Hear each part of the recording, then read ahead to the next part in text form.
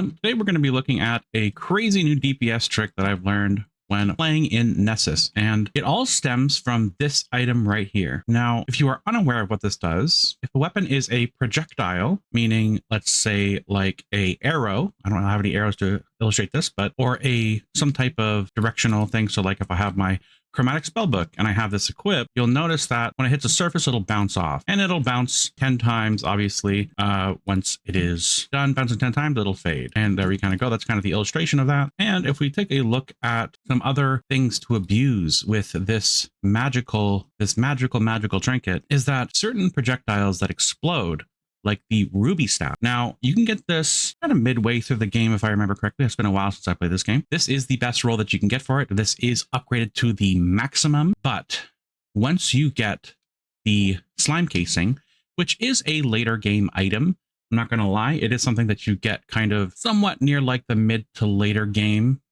stage. But once you do get it, now it can really ramp up your damage. So I'm just going to do a test, kind of just the baseline of the damage of this staff. I am wearing a runic set, all tier 10, and I basically have like, attack speed and crit chance and crit damage on my gear.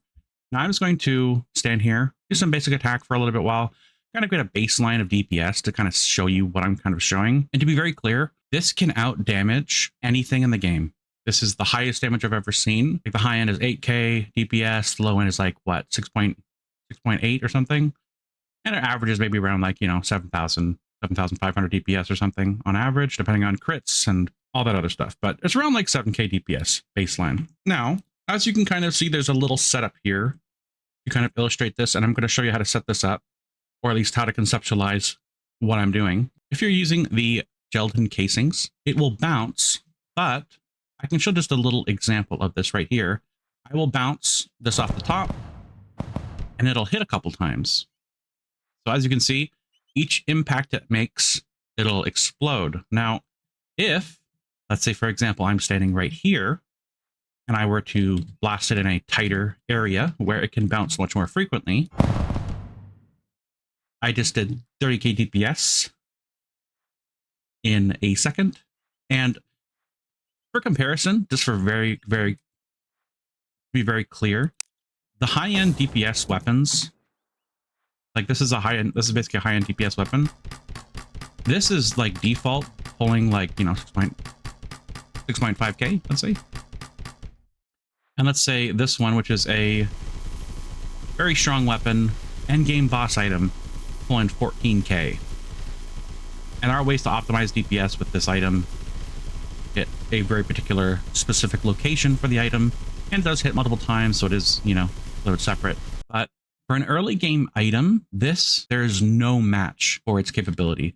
Now, I'm actually going to be using my better armor set. So this is just baseline. It was around 7k with my runic set. This is going to be a lot more damage. So as you can kind of see, I'm pulling 68, 72k DPS.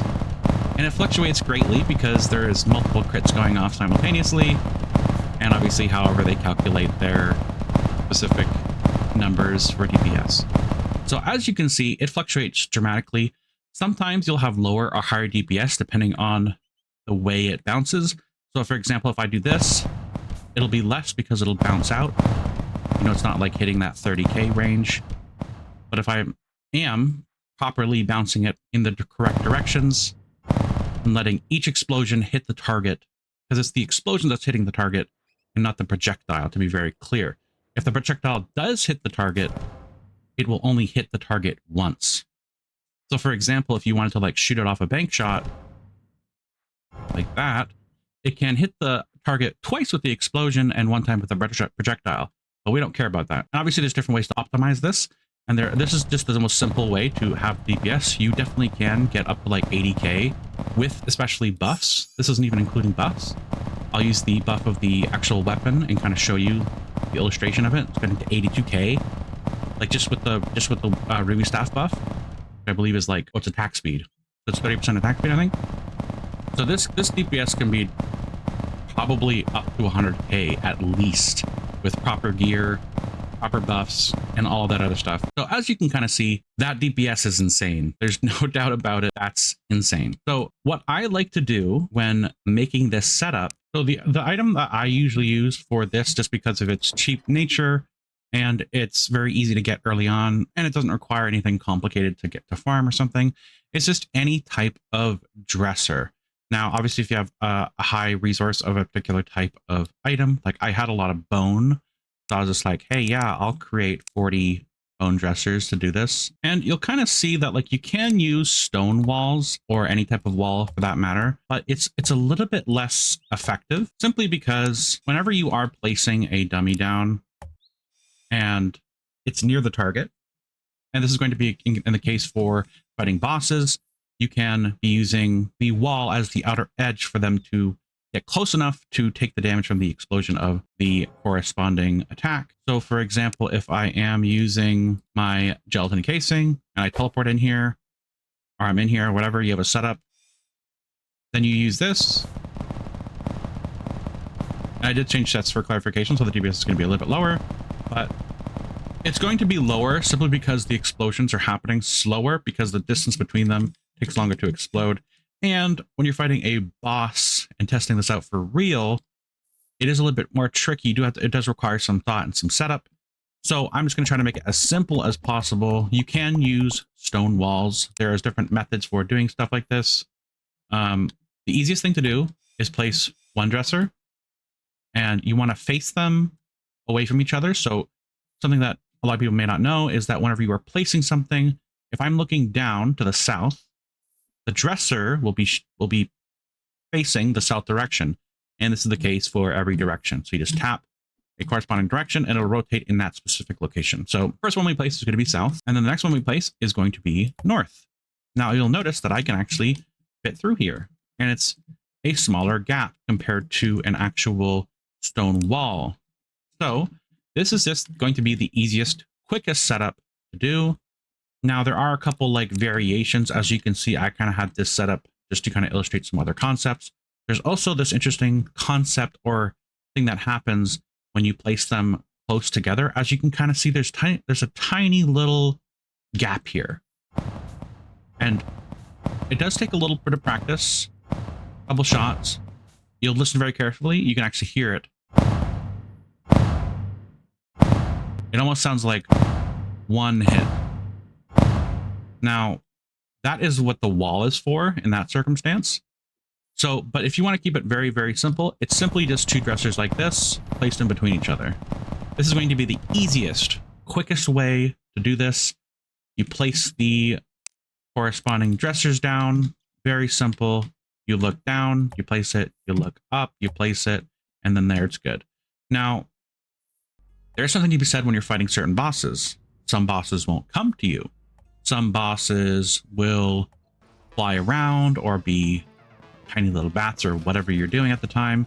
And I don't really have a specific way to utilize that properly, but you can set up tiny little cubby holes, kind of like essentially what I'm doing right here. Kind of just make little cubby holes like this, but the idea is just try to get as many bounces as possible in there. It's going to be tricky because you'll have to find a kind of angle that works for you and distance for the boss. And sometimes, I'm going to be honest, sometimes it's not going to work for every boss. It's going to be more tricky to do. If the boss does come at you and they're going to obviously be hitting you, it's important to note that whenever you're using this, you are remembering you're going to be taking a lot of damage. So having a good amount of armor will help. Having your potions ready, having more health or defense or whatever it is at the time of when you're playing, because it is going to do a lot of damage very quickly. You're going to kill that boss very quickly. Honestly, sometimes it's like 1 or 2 seconds, quite frankly, depending on the boss, if they are running away. And obviously, you don't need to stay here. You can utilize this and then move out. You don't need to be always standing directly here. You can be moving around and maybe set a few of these up around the area for certain types of bosses. And as I said, little cubby holes can also do the trick. But this is honestly insane. I'm not sure if this is intended, because it explodes with an explosion on impact, and I could see them potentially nerfing this Don't tell them. Keep it quiet, guys. I can see them. No, I'm just joking. I could see them nerfing this with a simple nerf. It just needs to contact a enemy. And I did try it with a lot of other actual items. I can't remember specifically which ones it was, but there was like a bow that explodes, but it just wasn't doing enough damage. This is like super instant damage, and it was just the best thing. It's honestly the only thing that is like this, that explodes on impact of something and can bounce into another direction and explode again. So it is pretty crazy. But anyway, that is it for the video. Hopefully you guys enjoyed that. Like and subscribe. If you guys want to see more Necesse content, just let me know. If there is something more interesting that comes to Necesse or an update, I probably will return. Anyway, thanks for watching and have a good day.